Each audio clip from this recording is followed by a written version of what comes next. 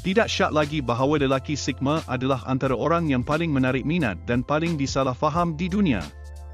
Walaupun mereka sering mendapat reputasi yang buruk, terdapat banyak sebab mengapa Sigma selalu dipandang rendah. Menjadi seorang lelaki Sigma dalam masyarakat hari ini boleh menjadi sukar tetapi penting untuk mengingati semua kualiti positif yang datang bersama jenis personaliti ini.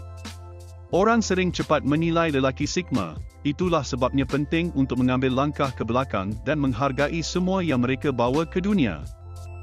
Dipandang rendah sebenarnya boleh menjadi perkara yang baik untuk lelaki Sigma. Ia membolehkan mereka berada di bawah radar dan tidak mendapat perhatian. Ini boleh melegakan mereka kerana mereka lebih suka mengelakkan drama dan konflik.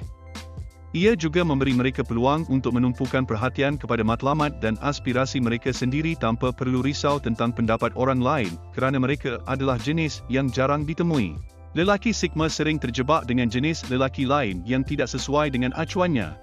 Ini kadang-kadang boleh mengecewakan mereka tetapi pada masa lain ia boleh memihak kepada mereka. Lagipun, menjadi misteri adalah sebahagian daripada apa yang menjadikan mereka begitu menarik dan tertarik. Berikut adalah 4 sebab utama mengapa lelaki Sigma sering dipandang rendah. 1. Mereka pendiam dan introspektif. Kerana lelaki Sigma lebih suka menjauhkan diri dari perhatian dan mengelakkan drama. Ini boleh menjadikan mereka kelihatan tidak menarik atau bahkan membosankan kepada sesetengah orang. Mereka sentiasa berfikir, memerhati dan memproses maklumat yang boleh membuatkan mereka kelihatan menyendiri. Sebenarnya ini hanya bermakna mereka adalah pemikir yang mendalam yang sentiasa berada di dalam kepala mereka sendiri. Orang sering memandang rendah orang yang pendiam kerana mereka tersilap percaya bahawa mereka tidak memberi perhatian.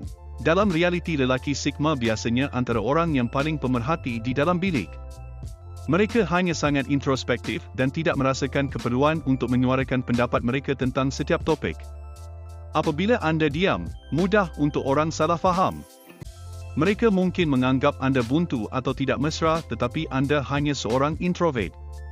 Orang sering salah mengira diam sebagai kurang ajar sedangkan ia hanya tanda introspektif. 2. Mereka tidak mencari kelulusan orang lain apabila orang lain cuba memberi mereka pujian. Mereka sering menipisnya atau meremehkannya. Mereka tidak mencari kelulusan daripada orang lain yang boleh menyebabkan mereka kelihatan sombong atau tidak bersyukur. Sebenarnya mereka tidak percaya pada sanjungan palsu. Mereka lebih suka orang berterus terang dengan mereka walaupun ia sesuatu yang negatif. Walaupun orang mengatakan sesuatu yang palsu tentang mereka, mereka tidak peduli untuk membuktikan ia salah. Sementara ramai orang akan cuba mempertahankan diri dan reputasi mereka. Lelaki Sigma tahu bahawa ia tidak berbaloi dengan masa dan tenaga mereka. 3. Mereka selesa dengan siapa diri mereka, kerana mereka tidak merasakan keperluan untuk mendapatkan persetujuan daripada orang lain. Lelaki Sigma sangat selesa dengan kulit mereka sendiri. Mereka adalah individu sederhana yang berpuas hati dengan apa yang mereka ada. Mereka tidak perlu membuat persembahan atau berpura-pura menjadi seseorang yang bukan mereka kerana kesederhanaan mereka. Sesetengah orang mungkin melihat mereka sebagai membosankan atau tidak menarik jika mereka tidak mempamerkan kekayaan atau pencapaian mereka. Orang mungkin fikir mereka tidak mempunyai apa-apa. Kita sering mengaitkan kejayaan dengan harta benda. Kalau orang tak nampak, selalunya tak percaya. Membuat andaian adalah salah satu cara paling cepat untuk memandang rendah seseorang. Malangnya inilah dunia yang kita diami dan manusia sering menilai orang lain berdasarkan penampilan luaran mereka. 4.